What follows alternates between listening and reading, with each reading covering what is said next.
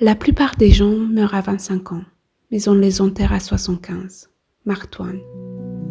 Quoi de mieux que romantiser sa vie pour apprécier comme il se doit chaque jour de l'été, de la vie, pour continuer à vivre après 25 ans et ne pas seulement exister. Romantiser sa vie, c'est embellir sa propre existence en y ajoutant une dimension poétique, esthétique et émotionnelle. C'est voir les petits moments du quotidien comme des scènes de films ou de romans.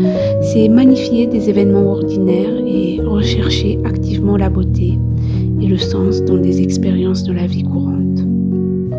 C'est prêter attention aux détails et cultiver un état d'esprit positif, créatif et rêveur. C'est un beau programme, non? Cette semaine, ce sera le mien. Chaque jour, je m'appliquerai à rajouter une touche supplémentaire de magie, en espérant que cela vous inspirera sur votre propre chemin pour romantiser votre vie. Aujourd'hui, j'ai commencé par organiser un pique-nique dans le jardin, ce dont on rêve pendant les longs mois d'hiver. Des ingrédients simples, du soleil, un bon livre, des douceurs et surtout de la bonne compagnie.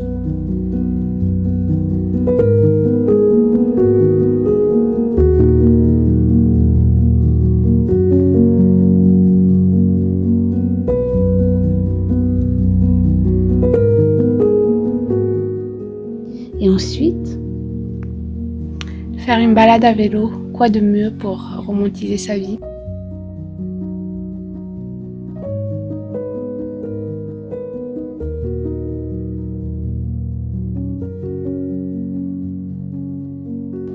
Je suis venue au monastère de mon village et voilà, il est juste là. Et c'est vraiment très joli et très calme, très paisible. C'est le moment de la messe maintenant. Et je suis arrivée là en vélo et la balade était très belle. Il y a une très belle lumière du soir. Il fait pas trop chaud, pas trop froid. C'est juste parfait. C'est magnifique.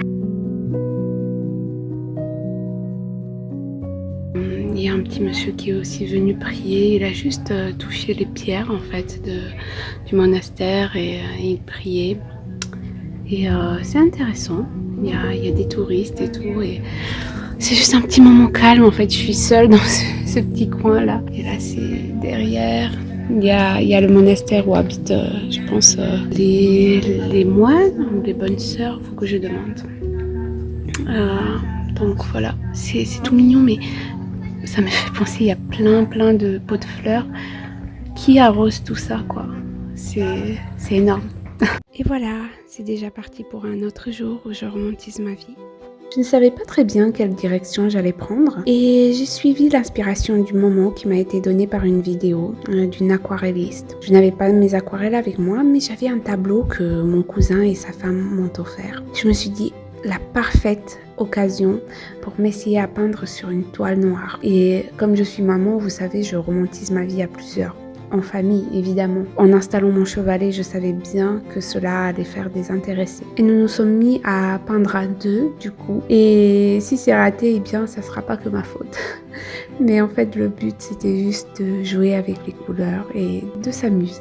Et c'était bien rigolo. Puis, il y avait la pluie qui allait pas tarder à venir et le soir tombait déjà. Alors, nous avons décidé de continuer à un autre moment.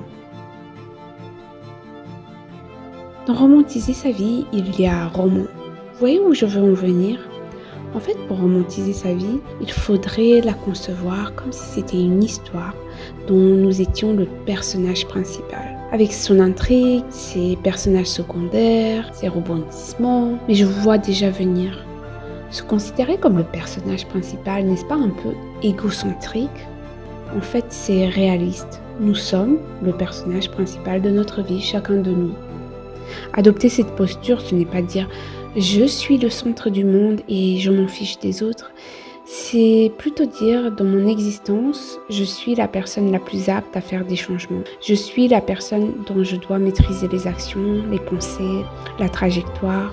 Les autres sont eux aussi responsables d'eux-mêmes, car c'est en se recentrant sur nous, sur notre rôle, nos habilités, que l'on va donner le meilleur de soi à nous, à nos proches et au monde qui nous entoure. En fait, adopter la position de personnage principal, c'est altruiste, car nous arriverons ainsi à délivrer une version authentique de nous-mêmes.